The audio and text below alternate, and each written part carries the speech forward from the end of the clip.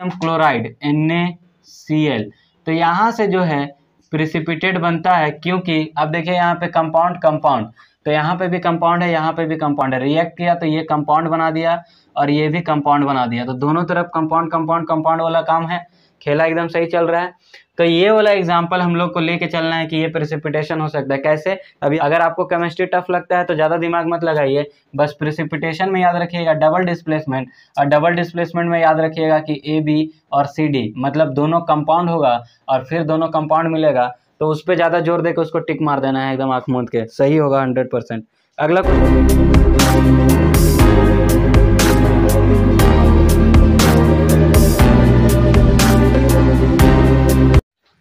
Hello भाई लोग, तो हम लोगों का फिर से स्वागत है इस चैनल पे, जहाँ पे हम लोग जो है ब्लॉक 3 पे पहुँच चुके हैं, RRB group D GS centre. तो यहाँ पे हम लोगों को पूरा GS का जो है ग्रुप डी के लिए जितना हो सके हम लोग प्रैक्टिस करेंगे। एक दिन में 3 वीडियो 4 वीडियो जितना हो सके पॉसिबल करते जाते हैं। तो बिना टाइम गवाए हम लोग जो पीछे किए थे डिस्कस, उससे आगे बढ़ते हैं। हम लोग जो है प्रीवियस ईयर्स के जितने भी क्वेश्चन आए हुए हैं वो प्रैक्टिस कर रहे हैं इस वीडियो में। तो हम लोग जो है लगातार प्रैक्टिस कर रहे हैं और लगातार एक दिन में 3-4 वीडियो। तो आप लोग अगर नए हैं तो हमारे चैनल को सब्सक्राइब कर लें। और अगला क्वेश्चन जाने से पहले मैं बता दूं, क्वेश्चन जो है हमारे स्क्रीन के ऊपर फ्लैश होगा, मैं यहाँ से पढ़ूंगा और फिर उसके बारे में 1 लाइनर सारा क्वेश्चन रहेगा। जो समझने वाला रहेगा समझते जाएंगे, जो एक 1 लाइनर होगा सीधा करके आगे बढ़ जाएंगे। तो अगला क्वेश्चन है, the plant in dash group are commonly called algae, और ऑप्शन दिया है यहाँ पे गाइम्नोस्पर्म, ब्रायोफाइटा, टेरिडोफाइटा, थैलोफाइटा। तो the plant in dash group, कौन से ग्रुप को अलगी कहा जाता है? अलगी कहा जाता है जो वो है थैलोफाइटा ग्रुप। तो हम लोगों को सीधा इसका ऑप्शन जो दिया है D, उसको टिक कर देना है, थैलोफाइटा, और कुछ ज़्यादा दिमाग नहीं लगाना है।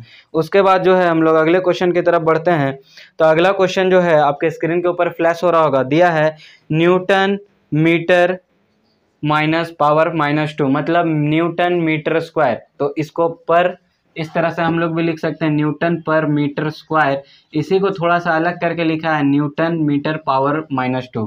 तो यहाँ पे बोला है ये जो है किसका SI मात्रक है। तो आप लोगों को थोड़ा सा इससे पीछे जाना है क्या, तो ये वाला पे ध्यान दीजिए तो ज़्यादा बेहतर समझ में आएगा। ऊपर न्यूटन है, न्यूटन किसके लिए आता है, तो फोर्स के लिए हम लोगों को पता है। और मीटर जो है वो किसके लिए आता है, तो एरिया के लिए, और एरिया में इसका कर दिया है स्क्वायर, मतलब एरिया का स्क्वायर। अच्छा, एरिया का स्क्वायर तो नहीं, ये जो मीटर स्क्वायर है सीधा सीधा एरिया के लिए आता है, क्योंकि मीटर जो है वो आएगा किसके लिए, तो ये आता है लेंथ के लिए, और लेंथ को 2 बार लिख देते हैं तो एरिया हो जाता है। तो ये एरिया के लिए लिखा है मीटर स्क्वायर। और फोर्स पर यूनिट एरिया ये होता है फार्मूला किसका, तो ये होता है प्रेशर का। तो आपको सीधा याद रखना है ये किसका मात्रक हो गया, प्रेशर का। और यहाँ पे जो ऑप्शन दिख रहा है A जिसमें लिखा हुआ है प्रेशर, उसको टिक आउट करके आगे बढ़ जाना है। फिर आते हैं अगले क्वेश्चन की तरफ। तो अगला क्वेश्चन हमारा कुछ इस तरीके का है। अगला क्वेश्चन जो है हमारा कुछ इस तरीके का दिख रहा है, जिसमें लिखा है the resistivity of a conductor. जो रेजिस्टिविटी है, रेजिस्टिविटी को हम लोग इस तरह रो से इसको पढ़ते हैं, रो RHO, रो से डिनोट करते हैं, जिसका कि फार्मूला अगर कभी पूछ दे तो याद रखना है रो इज इक्वल टू, अगर इसको हम लोग निकालना चाहें तो यहाँ से इसका formula R is equal to rho L/A। ये जो साइन है थोड़ा मेरे से मिस्टेक हो चुका है, ये साइन इस तरीके से हम लोग जो है इसको ऐसे घुमाएंगे तो सही होगा। तो ये है रो, और यहाँ पे होता है R is equal to rho L/A, R resistance है, तो रो इज इक्वल टू हो जाएगा आपका RA/L। और क्वेश्चन हमसे पूछा है कि the resistivity of a conductor depends upon, ये डिपेंड करता है। तो याद रखिएगा जो रेजिस्टिविटी है वो किसी भी चीज़ पे डिपेंड नहीं करता, ये सिर्फ और सिर्फ डिपेंड करेगा तो आपका टेम्परेचर पे, और अगर दूसरा चीज़ बोल दें तो वो है आपका मटेरियल पे। और जब हम लोग ऑप्शन देखेंगे तो ऑप्शन में हम लोगों को साफ साफ दिख रहा है एरिया ऑफ क्रॉस सेक्शन, जबकि एरिया का बात है, लेकिन ये रेजिस्टिविटी नहीं, रेजिस्टेंस डिपेंड करता है। ऑल द गिवन ऑप्शंस, तो इस तरह का तो ऑप्शन लेना ही नहीं। लेंथ है लेकिन वो उस पर डिपेंड नहीं करेगा, सीधा टिक कर देना है मटेरियल A नंबर, कि ये मटेरियल पे डिपेंड करने वाला है। उसके बाद बोला जाता है विच ऑफ द फॉलोइंग, अगला question, which of the following inert gases is placed in period 5।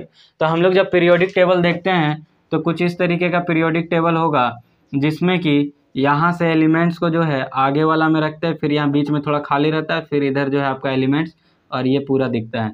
तो यहाँ पे जब हम लोग एलिमेंट्स को देखेंगे तो इधर से इस तरह से बोलते हैं, तो इसको बोला जाता है पीरियड। और याद रखिएगा मॉडर्न पीरियोडिक टेबल जो अभी चलता है उसमें टोटल नंबर ऑफ पीरियड कितना है, तो टोटल नंबर ऑफ पीरियड होता है 7। और ये जो ऊपर से ऐसे ऐसे रहता है इसको हम लोग बोलते हैं ग्रुप। और टोटल ग्रुप कितना है अभी, तो ग्रुप जो है वो है आपका 18, ये भी याद रखिएगा। और जब हम लोग बात करेंगे कि यहाँ पे जो क्वेश्चन दिया है, क्वेश्चन पे अगर आते हैं अभी, तो क्वेश्चन कुछ इस तरीके का है कि which of the following inert gases, तो 18 नंबर हम लोगों को पता होना चाहिए, 18 नंबर को ही खास इनर्ट नंबर बोलते हैं या फिर इनर्ट ग्रुप बोलते हैं। और उसमें भी 5 नंबर में कौन होगा, तो हम लोगों को सिंपल सा काम ये करना है कि यहाँ पे ऑप्शन देखें नियॉन, रेडॉन, जेनॉन, ऑर्गन, हम लोग नहीं कर सकते हैं क्रैक। तो हम लोगों को 18 नंबर वाला अगर हो संभव तो याद कीजिए किस तरह से होता था, helium, neon, organ, krypton, xenon, radon. Helium, neon, organ, krypton, xenon, radon. तो 5 नंबर में क्या आ रहा है ध्यान दीजिएगा, helium, neon, organ, krypton, xenon. तो जेनॉन जो है वो हमारा सही उत्तर हो जाएगा। तो जेनॉन का सिंबल होता है XE, और जहाँ पे दिखे XE उसको टिक मार दीजिए और आगे बढ़ जाइए। फिर उसके बाद जब अगला क्वेश्चन आते हैं हम लोग, तो अगला क्वेश्चन हमारा कुछ साइंस का दिया हुआ है। देखिए वहाँ पे दिया है which of the following reaction is a precipitation reaction, इनमें से कौन सा रिएक्शन जो है वो प्रिसिपिटेशन रिएक्शन को बताता है। तो याद रखिएगा प्रिसिपिटेशन रिएक्शन जो है जनरली वो होता है डबल डिस्प्लेसमेंट। क्या है डबल डिस्प्लेसमेंट, तो थोड़ा सा जिक्र कर देते हैं। डबल डिस्प्लेसमेंट रिएक्शन होता है, उसी में देखने को मिलता है। और डबल डिस्प्लेसमेंट क्या है, तो वैसा रिएक्शन जिसमें कि दो कंपाउंड, मतलब अगर ए बी एक कंपाउंड है तो वो सी डी दो अलग अलग कंपाउंड से रिएक्ट करे और यहाँ से A D plus C B बन जाए, तो इसी को हम लोग बोलते हैं डबल डिस्प्लेसमेंट। मतलब ये भी एक कंपाउंड होना चाहिए, ये भी एक कंपाउंड, एलिमेंट्स का यहाँ बात नहीं होता है। जनरली ऐसा नहीं कि नहीं होगा, हो सकता है, लेकिन लगभग ऐसा ही होगा। तो ऑप्शन में दिया हुआ है यहाँ पे कैल्शियम कार्बोनेट, और कैल्शियम कार्बोनेट को तोड़ा तो कैल्शियम ऑक्साइड और कार्बन डाइऑक्साइड बना। तो ये तो इधर सिर्फ एक ही लिया है कैल्शियम कार्बोनेट, फार्मूला भी आप लोगों को याद होना चाहिए। कैल्शियम कार्बोनेट का होता है CaCO3, और इसको तोड़ा है तो CaO प्लस CO2।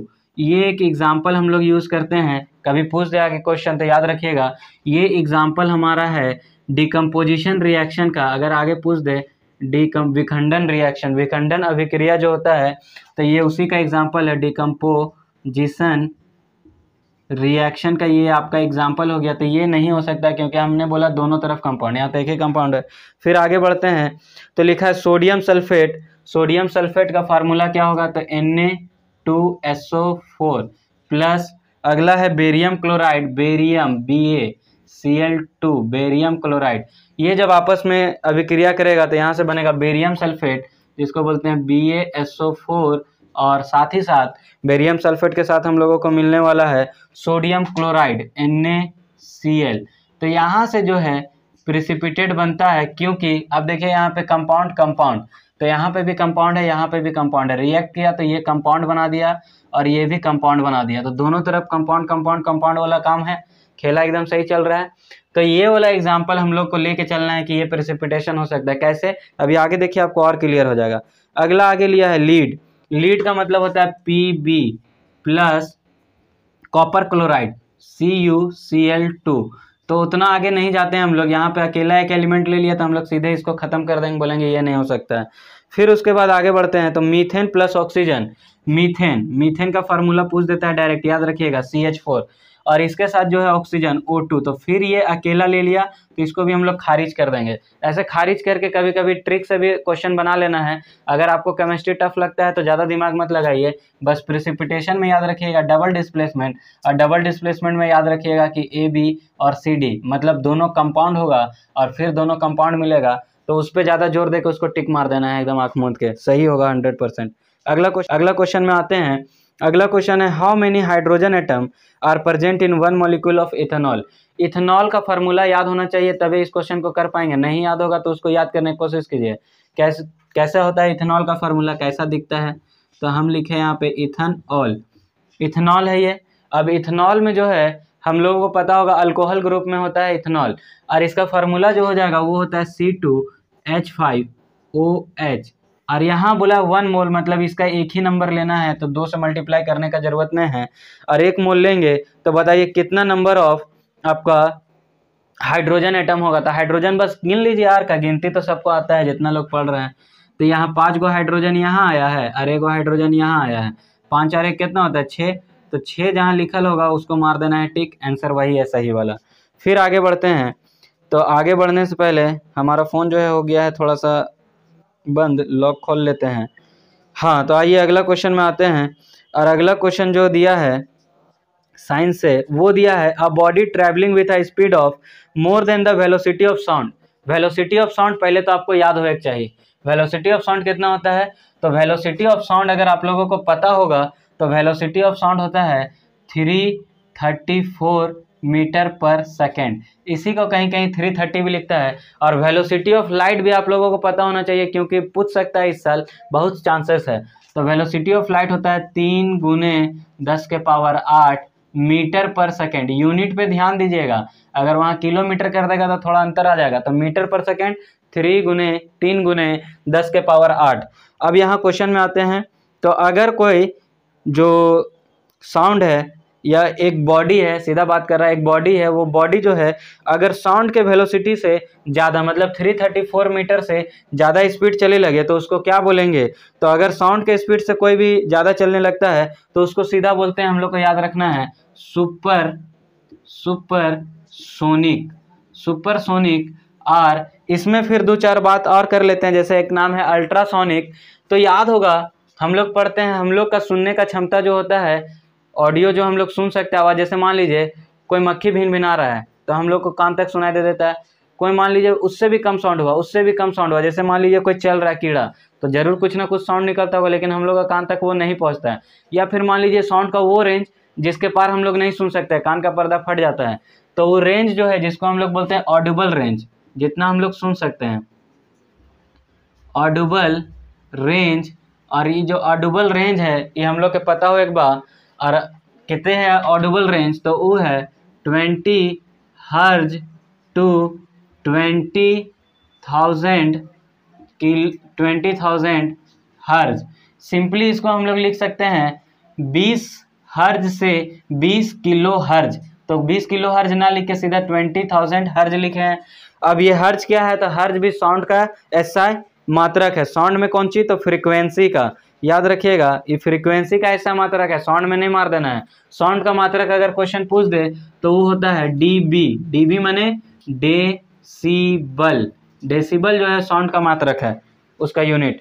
अब यहाँ पे बात करते हैं, तो जब कोई साउंड का रेंज जो है वो 20 हर्ज से नीचे हो जाए तो उसको हम लोग बोलते हैं इंफ्रासोनिक साउंड। अगर ये साउंड का रेंज 20 हर्ज से नीचे हो जाए, मतलब 20 हर्ज जो है वही अगर बड़ा हो गया तो इसको हम लोग बोलते हैं इंफ्रासोनिक साउंड वेव। और अगर एकर जो रेंज है ये अगर बढ़ गई कितना से, तो 20,000 हर्ज से अगर ज़्यादा भइल तो ओकर नाम दिए के बा का, तो ओकर नाम हो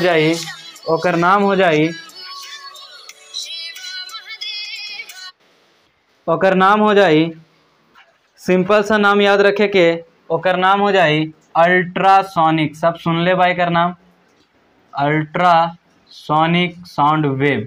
उसके बाद आगे बढ़े तो आगे जो है इसका क्वेश्चन हम लोगों को जो साइंस का दिख रहा है, जो कि आज का ये आखिरी क्वेश्चन होगा। इसी तरह लगातार हम लोगों को प्रैक्टिस करते रहना है, पूरा जान लगा दीजिए। बारिश में भी हम जो है अपना एक दिन आपको स्टूडियो दिखाएंगे। स्टूडियो हमारा बहुत ही छोटा है, फिर भी मैं यहाँ पे आप लोगों के लिए डेली वीडियो बना रहा हूँ, तो बस इसे लाइक शेयर और मुझे मोटिवेट करते रहें। अगर आपको समझ में आ रहा हो, बेहतर लग रहा हो तो। अगला जो क्वेश्चन है वो है a porter lifts a luggage of 12 kg।